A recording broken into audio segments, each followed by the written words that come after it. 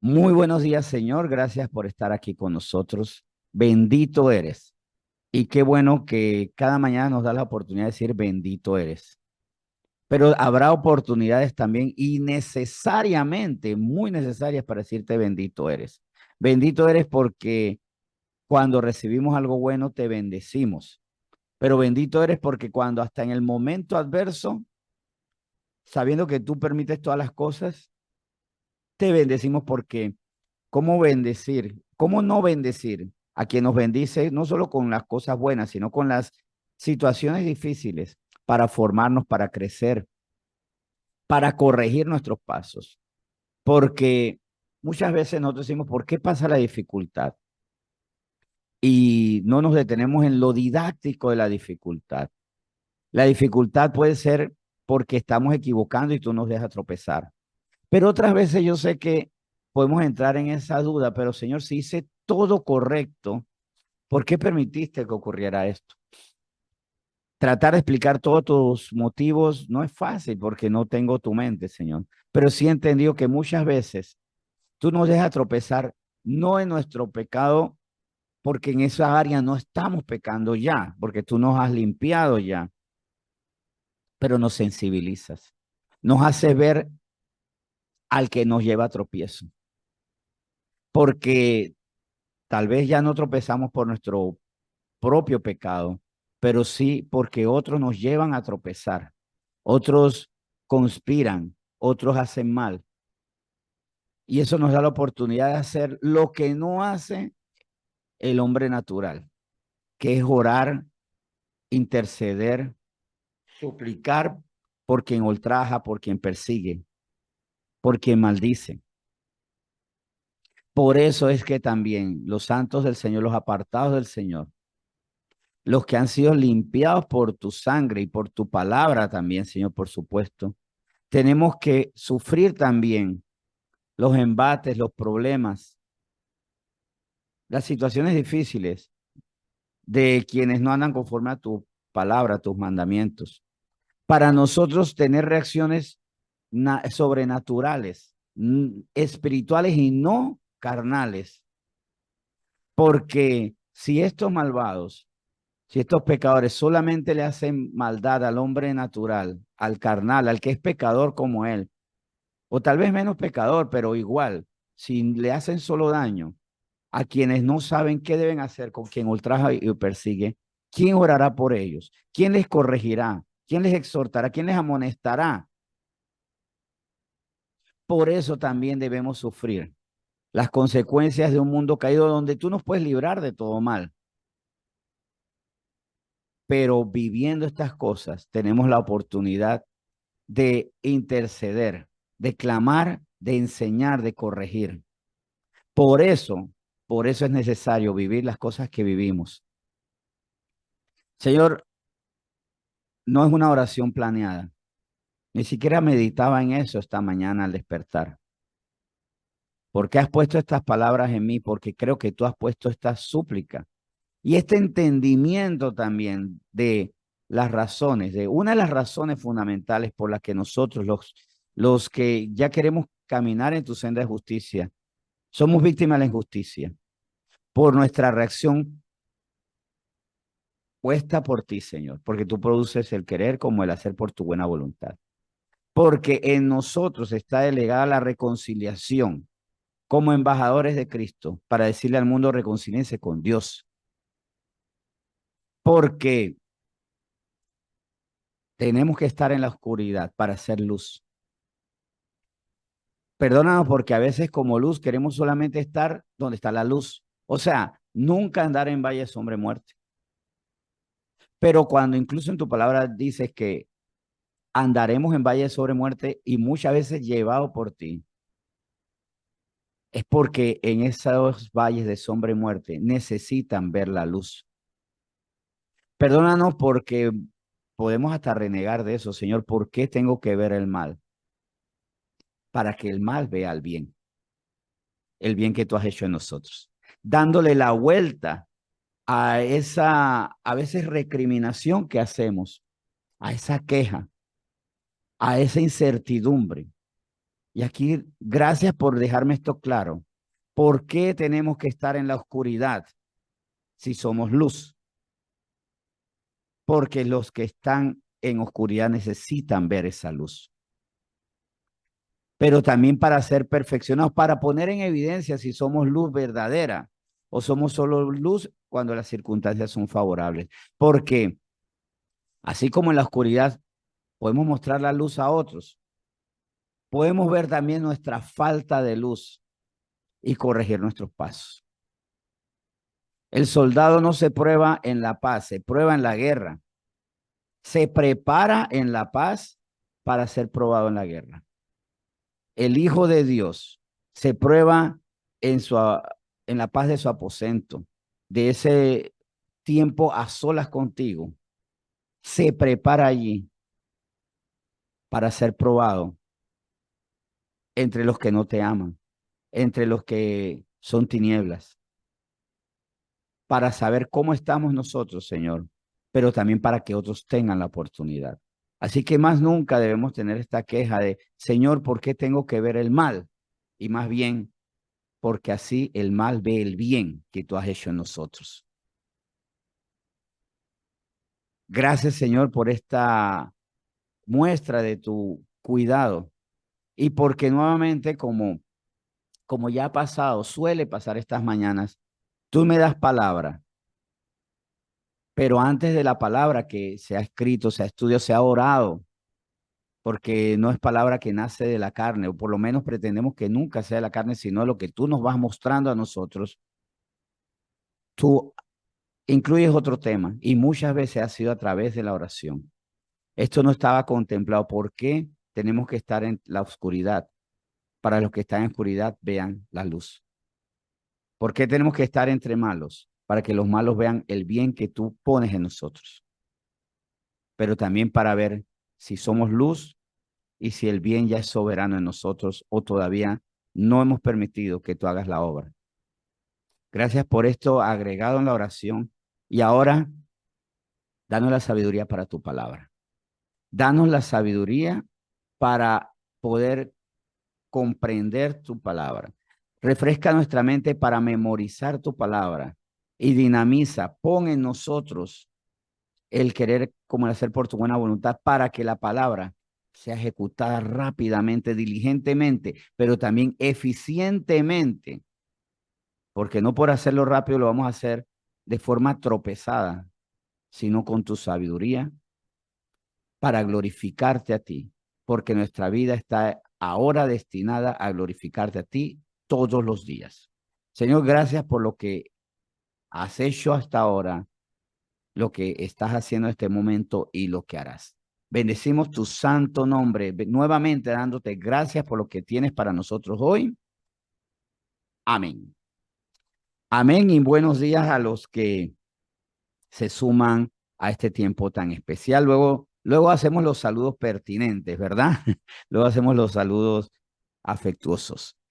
Y hoy seguimos con este ciclo tan interesante que inició ayer basado en Mateo 13 sobre la parábola del sembrador, cuando por lo menos ayer, que fue el primer día, tocamos el tema oír, pero ¿recuerdan cómo se llamaba el título?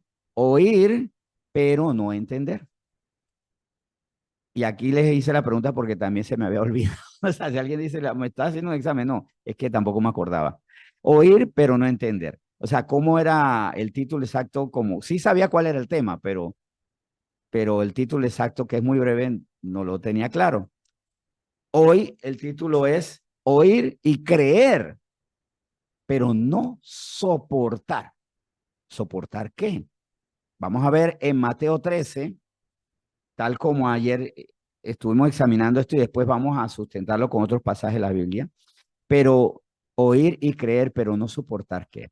Dice Mateo 13, del 5 al 6 para iniciar. Parte cayó, estamos hablando de la semilla, ¿no? Que el sembrador va poniendo en la tierra. Parte cayó en pedregales, donde no había mucha tierra y brotó pronto porque no tenía profundidad de tierra. Pero salió el sol, se quemó y porque no tenía raíz, se secó. Así se describe en los versículos 5 y 6, pero luego hay una explicación. de parte de Jesús a los discípulos. Y esa explicación lo vemos la vemos en los versículos 20 y 21. Y dice así, y el que fue sembrado en pedregales, este es el que oye la palabra y al momento la recibe con gozo, pero no tiene raíz en sí, sino que es de corta duración, pues al venir la aflicción o la persecución por causa de la palabra, luego tropieza. Ah, ya queda claro. O sea, aquí hay un oyente que tiene un problema. La cree la palabra, o por lo menos tiene la impresión que la cree, pero todavía no la termina de creer porque es susceptible, no es inmune a las dificultades, es susceptible a que la dificultad le haga desistir, que la persecución que genera la palabra le haga desistir, que la prueba no sea soportada. Y cuando habla que por causa de la palabra, es porque en efecto, creer la palabra de Dios nos va a poner a prueba. Vamos a ser criticados, vamos a ser fustigados, vamos a enfurecer a muchos. El funcionario que antes aceptaba mentir, hasta el jefe le decía, miente, pero ahora ha recibido a Cristo y por la palabra de Dios dice, pues yo lo siento, yo no voy a mentir, no voy a decir lo que no es. Que el jefe lo va a entender, no necesariamente. Muchas veces no lo va a respetar y hasta le puede amenazar con perder el trabajo. Entonces, ¿qué hace la persona? Deja de creer. Le comienza a creer al miedo. Y ahí es donde vemos algo. ¿A quién yo le creo? ¿A Dios? ¿Al miedo? ¿Al que dirán?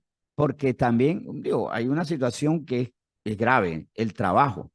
Se puede perder el trabajo, donde nosotros no debemos tener miedo porque dice Salmo 37 que nos dice que no hay justo desamparado, ni descendencia que mendigue pan. Así que si usted en este momento está siendo tentado a pecar en su trabajo, no lo haga. Ay, pero es que mi descendencia, no, sea justo, sea justa. Y ahí se cumplirá la palabra de Dios. Ah, que puede perder el trabajo hoy y no existe un mañana con Dios. Es más, no existe un Dios que también pueda actuar en el hoy. Es confiar más en Dios y creerle menos al miedo. Ahora, pero ¿por qué pasan estas cosas? Porque el Señor está formando y en Santiago capítulo 1 vemos que el cristianismo es una escuela. Muchas veces nosotros pensamos que el cristianismo es un oasis después del desierto. Caminamos en el desierto y sí, ahí está el agua del Espíritu. Estamos así como en el oasis bajo la sombra, ¿verdad? Pero también somos probados. Somos probados para ver cómo estamos. Y en Santiago 1, versículo 3, queda claro que la prueba que hace que muchos se enfríen es lo que Dios usa para producir algo en nosotros. Santiago 1:3, sabiendo que la prueba de vuestra fe produce paciencia. La prueba de nuestra fe, o sea, la fe debe ser probada para producir una paciencia que nos va a permitir emprender otras luchas, pero también dar testimonio. Recuerden, no solamente por las luchas que tenemos que hacer, soportando a personas difíciles, a situaciones insufribles a veces, sino también dentro de esto es muy importante para mostrar lo que Dios hace en nosotros. Es tan especial cuando Dios nos usa a nosotros como el ejemplo, porque resulta que a nuestro alrededor también hay personas que necesitan paciencia, necesitan fe, necesitan mansedumbre, necesitan templanza, necesitan gozo. Y cuando nos ven a nosotros en las dificultades y cómo nosotros soportamos con paciencia esas dificultades, tienen la oportunidad esas personas de reconocer que hay un Dios que transforma. Sobre todo, ¿saben qué es lo bonito? Cuando nos conocieron antes. A mí me hubiera gustado que muchas personas no me hubieran visto, o sea, a veces yo tengo este pensamiento, a mí me hubiera gustado que no me conocieras cuando estaba mal, pero después le doy la vuelta. No, mejor que me conociste cuando estaba mal, para que veas la diferencia ahora, para que veas lo que hace Dios. Y yo sé que eso es algo muy común entre nosotros los creyentes, entre los cristianos, decir, menos mal que me conociste ahora, porque antes me hubiera dado dolor, es cierto, causamos dolor, pero por otro lado, qué bonito cuando las personas pueden ver lo que Dios hace. Y también qué bonito cuando nosotros podemos soportar con gozo y con paciencia lo que a otros les saca de quicio. Habíamos leído esto en Santiago 1, versículo 3, pero uno versículo después de Santiago 1, específicamente el versículo 12, nos dice el Señor lo siguiente, Santiago 1, 12, bienaventurado el varón que soporta la tentación, porque cuando haya resistido la prueba, recibirá la corona de vida que Dios ha prometido a los que le aman. ¿Saben? Esto también es algo crucial. Las dificultades nos hacen huir, más si vemos aquí, las pruebas, porque hay tentaciones porque son deleites, pero también hay tentaciones, la tentación de colgar los guantes, porque no soporto la situación tan horrible que estoy viviendo desde que soy cristiano, porque me reprochan mis principios, pero resulta que en esas pruebas el Señor está preparando a las personas que recibirán la corona de vida. O sea, hay recompensa eterna. Y si ponemos a ver la gloria que el Señor nos quiere dar con esa corona, que si les puedo decir lo que implica recibir la corona de vida de forma completa y profunda, no me atrevo porque ante esos temas de verdad prefiero reconocer que hay mucho todavía por entender y que como aprendimos ayer, el Señor y su voluntad es inescrutable, ¿no? Y la extensión de sus bendiciones, sobre todo en la eternidad, son incomprensibles para nosotros. Pero por fe sabemos que en cada prueba el Señor está ya haciendo su lista y que nos seamos desechados de quienes recibirán la corona de vida. Lo momentáneo tendrá recompensa eterna. Así que en ese sentido, vale la pena resistir. Salmo 66, 6, Salmo 66, versículo 10, habla que precisamente estas dificultades que decimos vienen del mundo que es cruel, vienen el enemigo que es malo conmigo, viene de Dios, esas dificultades vienen de Dios. Y más bien como no es que el Señor peca, pero sí permite que las personas pequen y que el príncipe de este mundo siga haciendo las suyas por amor a nosotros y por amor a las personas para que vean el testimonio de cómo tú nos haces fuertes, nos haces resistentes, nos haces trascendentes sobre las condiciones que a otros derrumban. Dice Salmo 66, versículo 10. Porque tú nos probaste, oh Dios, nos ensayaste como se afina la plata. Para la plata, para afinar la plata, hay que pasarla por un proceso. Y sin ese proceso no llega a ser esa plata resplandeciente, fina, de altísima estima y de gran valor. Eso mismo hace el Señor con nosotros. Nos da valor a través de las dificultades. ¿Y saben qué? Yo estoy convencido que soy mejor persona que antes. No es que sea lo más maravilloso, quisiera ser mucho más. Para darle gloria a Dios, no porque quiera presumir de eso, porque presumir lo bueno es de una vez degradarlo. Envanecerse por lo bueno y dándose mérito a uno es inmediatamente depreciar esa calidad. Más bien quiero ser cada día mejor persona para glorificar más a Dios con mi carácter, que se vea más a Cristo, que mi Señor se luzca, por supuesto. Pero así como sé que soy mejor persona por el Espíritu que está en mí, el Espíritu Santo, no el mío, el Espíritu Santo, por la palabra que nos limpia, sé que las pruebas han hecho que entienda muchas cosas que están mal en mí y claro, veo ese mal que hay en mí, lo verifico en la palabra que eso está mal, el espíritu me rearguye y digo, no, tengo que dejar atrás. Cuántas benditas dificultades, porque son desagradables, pero benditas, me han permitido entender mi condición y así soy afinado como la plata. Así que en ese sentido, no reprochemos, no nos quejemos, gracias a Dios por estas benditas dificultades. Yo sé que como que decir bendita dificultad es como decir un frío muy caliente, o sea, espera, ¿estamos locos o estamos errados o no conocemos qué significa frío, qué significa caliente? No sabemos qué es bendito, qué es dificultad.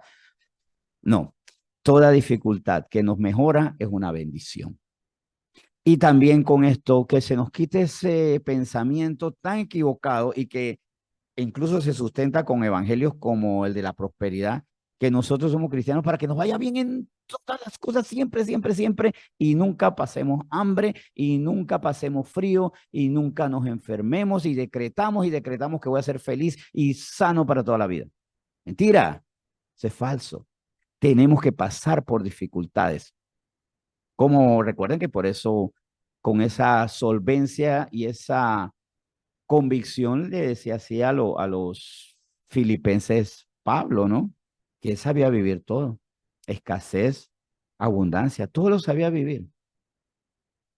Y ni siquiera se sentía mal por eso. Yo creo que más mal se hubiera sentido el no haber entendido la dificultad. Y ahí es donde debemos saber leer la dificultad. ¿Para qué esta dificultad? ¿Para quién? ¿Para mí o para los que me observan? O para mí y para los que me observan. Nosotros tenemos a veces más público que el que creemos. ¿Saben que nosotros tenemos más público que el que creemos? Y ese público se manifiesta muchas veces cuando superamos las pruebas. Tal vez se van a manifestar inmediatamente pasamos la prueba. O tal vez meses, años después, cuando nos ven y nos dicen, yo me acuerdo cuando tú estabas mal, pero se te veía bien, soportabas la prueba. No eres como quien fue sembrado en los pedregales. Vino la prueba y hasta ahí llegó. Cristianismo barato, cristianismo endeble, cristianismo placebo, parece, pero no lo es. El cristianismo no es así cuando nosotros vemos la prueba conforme a la palabra de Dios. Salmos 37:23 nos dice al final de cuentas que el Señor está haciendo vida en nosotros, nos está enseñando, o sea, el cristianismo como aprendizaje, para aprender nosotros y para enseñar a otros, y para que mientras que aprendemos, los otros aprendan de nosotros. Salmos 37:23 nos dice, por Jehová son ordenados los pasos del hombre y él aprueba su camino. Él aprueba haciéndonos exámenes. Queremos ser cristianos que no pasen pruebas y eso es tan fantasioso como querer ser doctor y nunca hacer un ejercicio, un examen, una prueba, ser abogado. Aparte, les recomiendo, si el abogado que ustedes tienen o el doctor que ustedes tienen, tal vez muchos de ustedes no necesitan abogados y muy bien si no necesitan abogados. Y perdón por los abogados que me escuchen, pero quiere decir que no tienen muchos problemas ni tienen tantos trámites. Pero todo aquel que tenga un médico, por ejemplo, vamos a poner el caso del médico, que lo usamos como con frecuencia. Si usted tiene un doctor que nunca hizo un examen, dense la vuelta. Así como si usted pretende que como cristiano nunca tenga pruebas, que mejor la gente se aparte porque usted usted no va a poder demostrarle con testimonio ni con un carácter fortalecido. Lo que es ser alguien que por el Espíritu tiene dominio propio, por el fruto del Espíritu. Así que para terminar orando, recuerden que Pablo lo escribió a los Corintios, no os ha sobrevenido ninguna tentación que no sea humana, es verdad, pero fiel es Dios que no os dejará ser tentados, no nos dejará ser tentados más de lo que podéis resistir. O sea, aquí también, ante la prueba tenemos un Dios que nos permite, nos hace resistir. Eso lo escribió en 1 Corintios capítulo 10, versículo 13, después lo pueden examinar con calma. Ahora vamos a orar. Señor, muchas gracias porque todos sufrimos situaciones. Ahora, nuestra calidad está en cómo las soportamos. Que no seamos como aquellos que ante la dificultad se murieron espiritualmente, perecieron, se hicieron nada. Señor, las pruebas son evidencias de un mundo caído, pero también la evidencia de los hijos de Dios soportando el mundo caído y mostrando a los del mundo caído como tú nos fortaleces, nos haces competentes. Señor, gracias por estas benditas pruebas. Gracias por estas benditas pruebas que a veces no entendemos. Y perdónanos, Señor, porque ante eso, que quede claro, le creemos tanto al miedo al punto que dejamos de creerte a ti. Le creemos tanto a la tristeza al punto que dejamos de creerte en ti, que conviertes nuestro lamento en gozo, lamento en baile, ojos llorosos en rostros frescos y resplandecientes. Señor, perdónanos cuando le hemos creído al miedo, a la tristeza, a la depresión, a la frustración y hemos dejado de creerte en ti. Perdónanos y también a veces hasta, ¿por qué no? Esto nos debe llevar a pedirle perdón a las personas, sí, que nos han visto mal y decirle, esto no es lo que hace Cristo. Hagamos las cosas bien. Y mírame a hacer las cosas bien. Que le digamos así al hermano también. Señor, gracias por tu palabra. En nombre de Jesús. Amén.